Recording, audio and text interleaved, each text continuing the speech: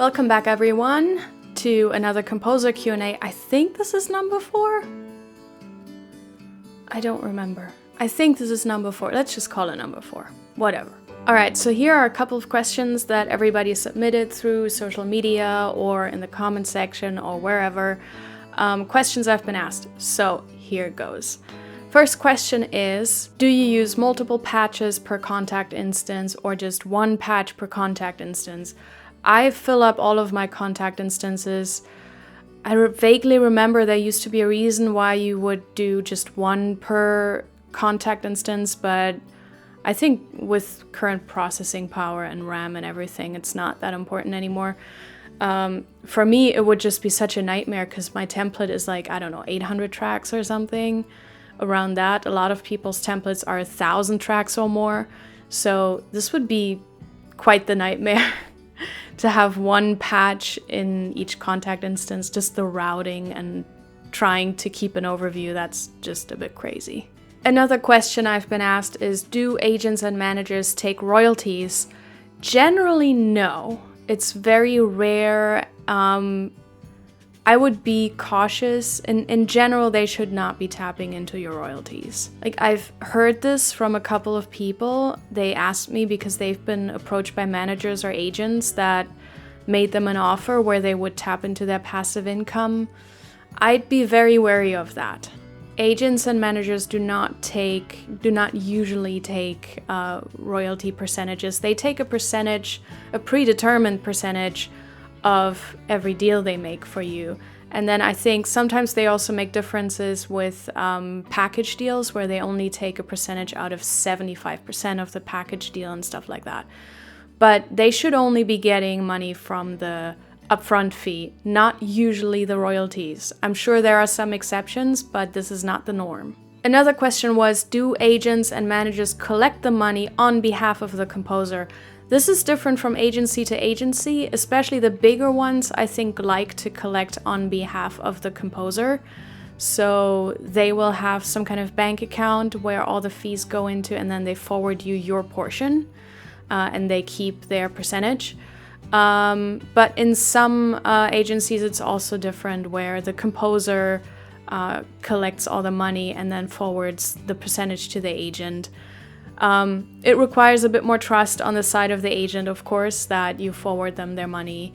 But yeah, if it works, then that's a common thing too.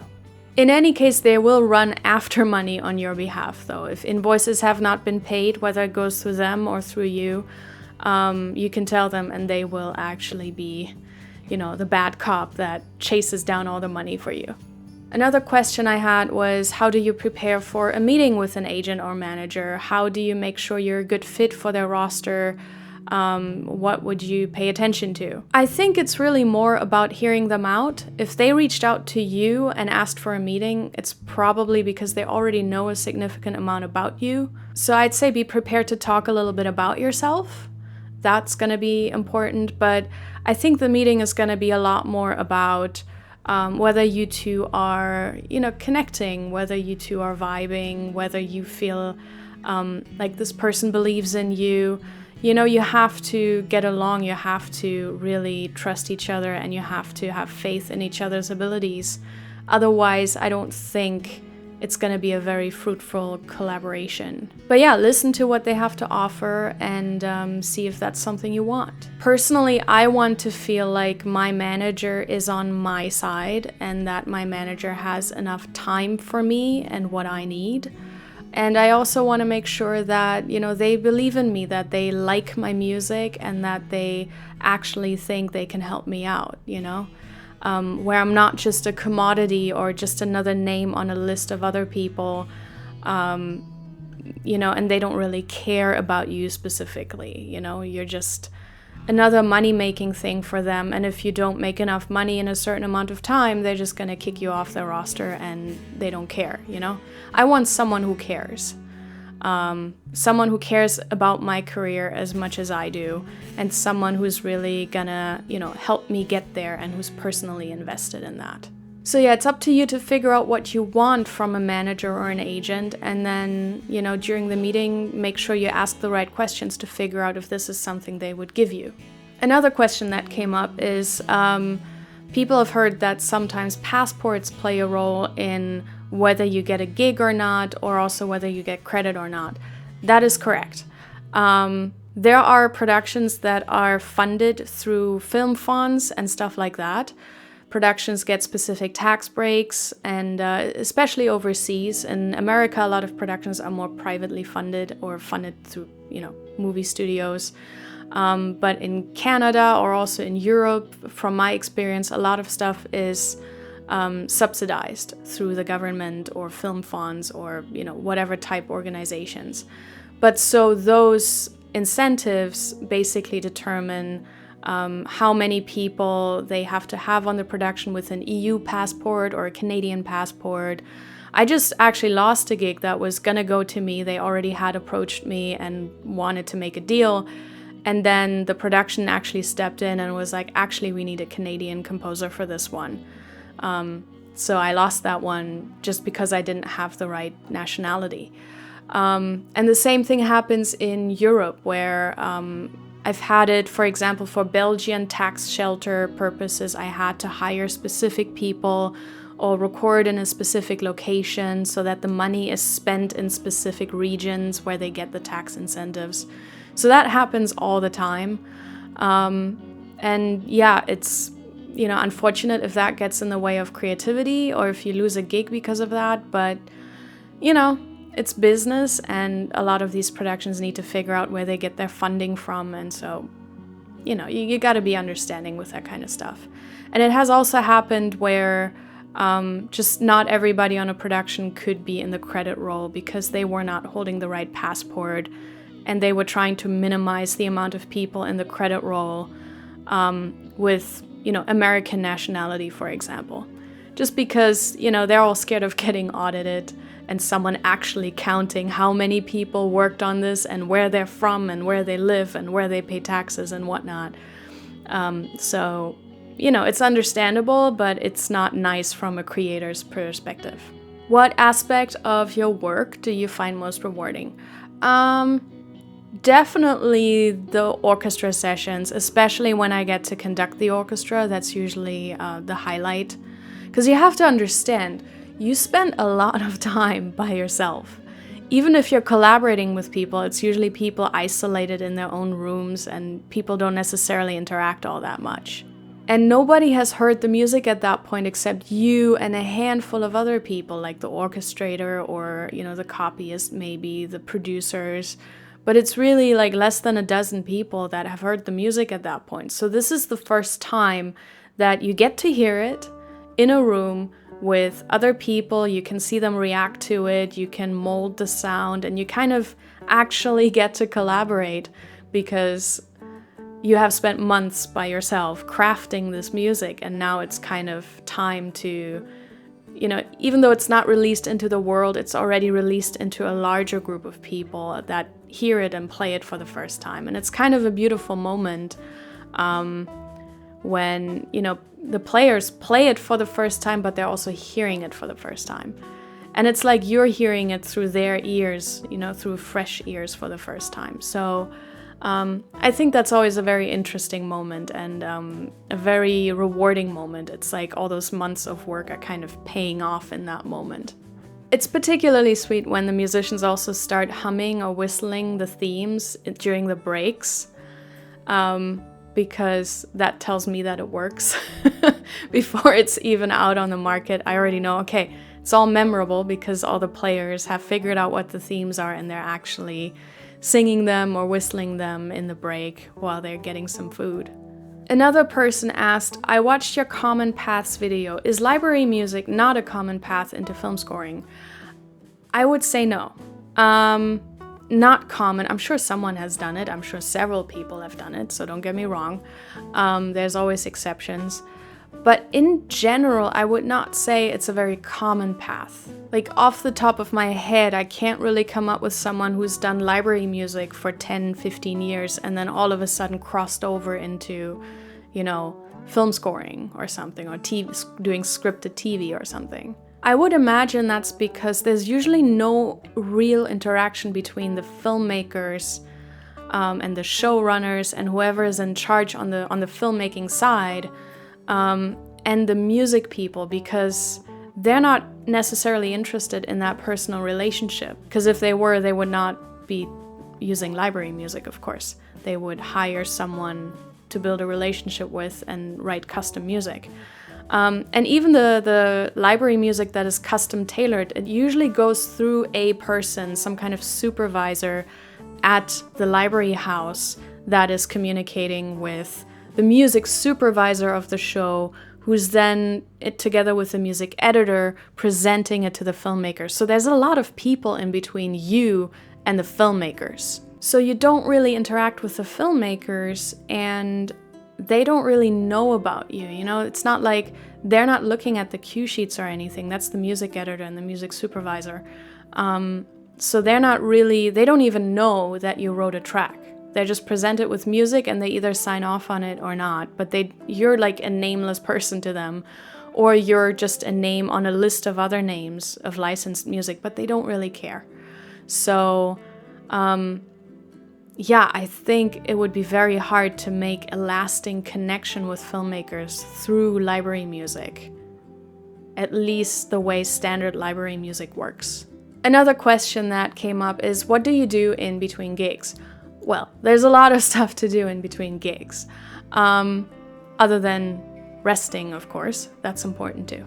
So for starters, there's tech stuff. It's the time when I run updates that I didn't do during a project. It's the time to try out new software, install new plugins, new libraries, you know, whatever comes up. It's the time to fix or update my template, because in every project I notice something that I don't like, and then, you know, I make note of that and then I'll update that.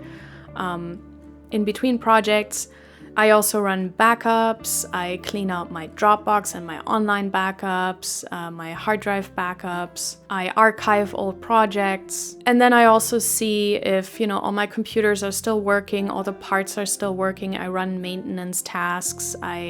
Maybe I'll, you know, upgrade some hard drives or RAM or whatever. In general, I just make sure that all the gear is still working, and that I improve my setup as much as possible, so that I don't have to deal with any of that when the next project hits, which can be, you know, from today to tomorrow, pretty much. Then there's also management stuff.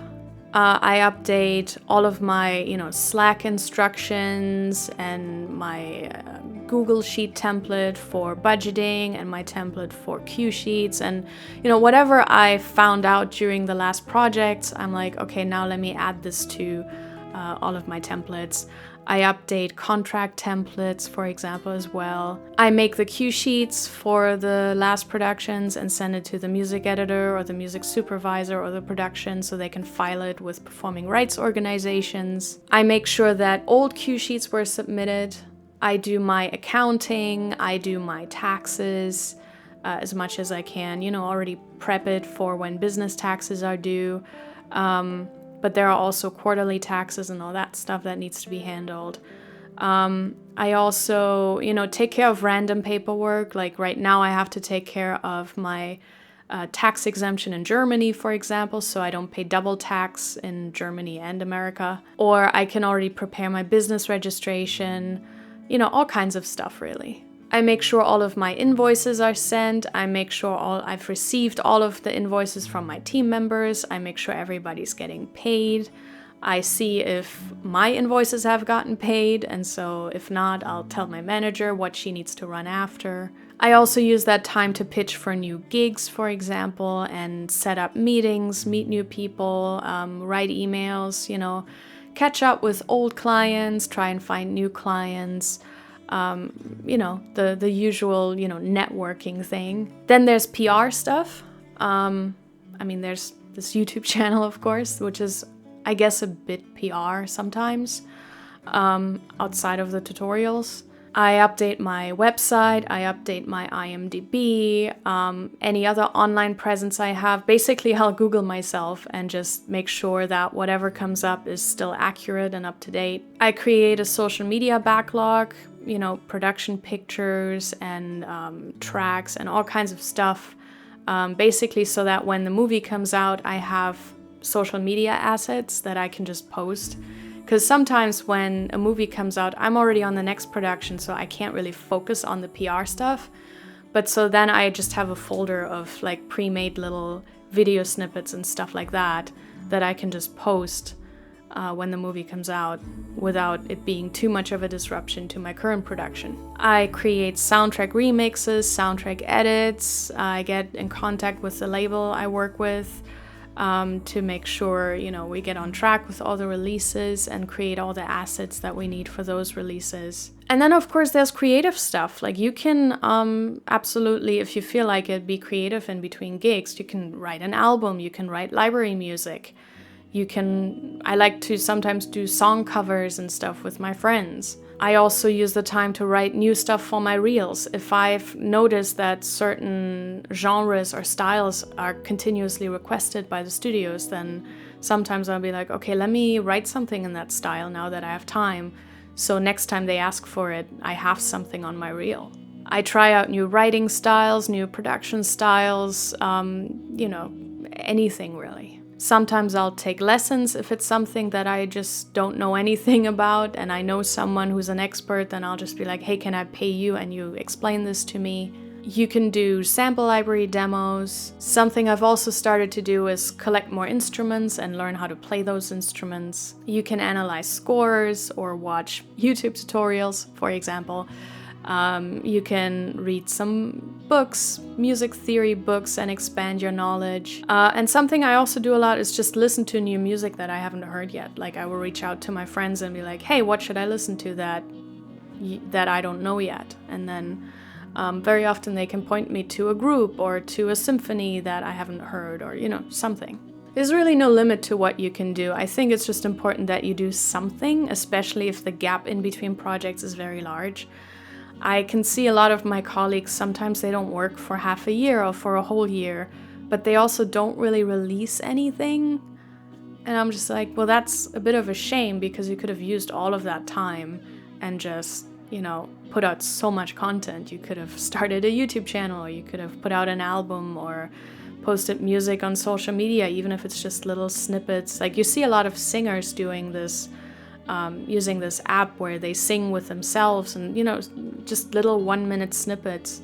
I mean, it doesn't really matter what it is, but I would definitely try to create things. Next question, who or what inspired you to become a film composer? Good question. I mean, I always loved music, movies, and books. Especially fantasy, science fiction, that was always kind of my thing. I did grow up in the 90s on Alan Menken, so that was definitely an obsession. I was also really, really fascinated by James Horner's Titanic soundtrack, which was kind of my first, I think that was the first soundtrack I ever bought that wasn't like a Disney musical. And then I think what really got me thinking about the job of the film composer was like in 2001, both the first Harry Potter movie and the first Lord of the Rings movie came out, and both scores are just absolutely fantastic. So it was Harry Potter by John Williams and then Lord of the Rings by Howard Shore. And that was kind of when I started to look into what this job is and if one can do that and where does one do that and how does one do that. So it was very difficult at the time to find information on it because this was like pre-internet, so there wasn't really a lot. But yeah, that's kind of how I started to think about it. What are your favorite reverbs and other audio plugins? I currently use Lexicon PCM and Valhalla Room, but I've also just bought cinematic rooms from Liquid Sonics because that was recommended to me by literally everyone. So I'm pretty sure I'll add that to my template soon. In terms of hardware reverbs, I mean, the Bricasti is just amazing, but it's kind of overkill for what I do. So that doesn't really make sense for me to purchase right now. Other plugins I love are definitely sound toys, just everything they have. I should probably just make a separate video about all of this. But yeah, the sound toy stuff is amazing. I'm currently also very much into Valhalla Shimmer, but all of the Valhalla stuff is pretty great. I like to use the Waves Renaissance stuff. Very much into isotope stuff. I use Ozone and RX all the time. I use Melodyne all the time to tune stuff when I sing myself or I play some kind of flute and there's a bunch of wacky notes. I just use it to correct it. So that's kind of my go-to for tuning. FabFilter stuff is great. I mean, there's a lot of stuff out there, but this is the stuff that I like to use. I hope this was helpful, and I'll see you in the next Q&A. I have a lot more questions on my documents, so you've not been forgotten. But yeah, if you have specific questions I haven't answered in any of my videos yet, then you know, you can also drop those in the comments.